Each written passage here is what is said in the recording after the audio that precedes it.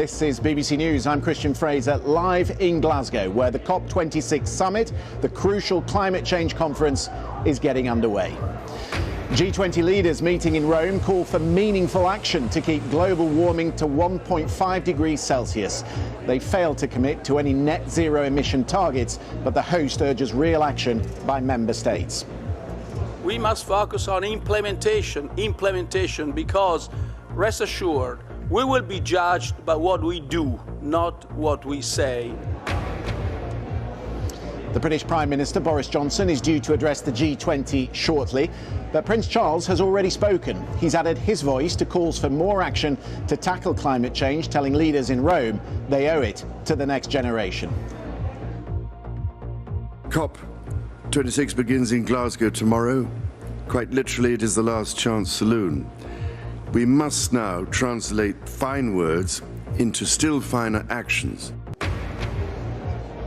Here in Glasgow, the president of the COP26 Climate Change Conference describes the summit as our last best hope to limit global warming to 1.5 degrees Celsius by the end of the century.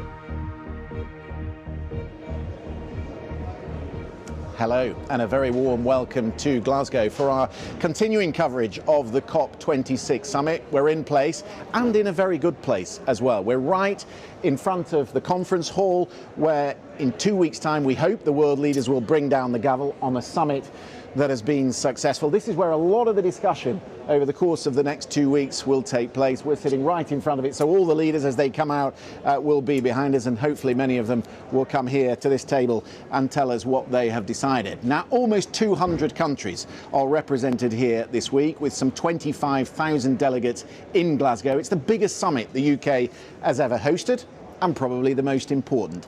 What is decided here over the next 2 weeks will have enormous bearing on all our lives, for our jobs, how we travel, how we build and heat our homes and our offices, what we eat. This is the only collective forum in the world where they solely discuss climate change, and this year it will be a test of what we've achieved so far, whether countries are living up to the promises they've already made, and it will also be a summit to galvanise ambition. Currently, our global emissions are forecast to grow 16% by 2030.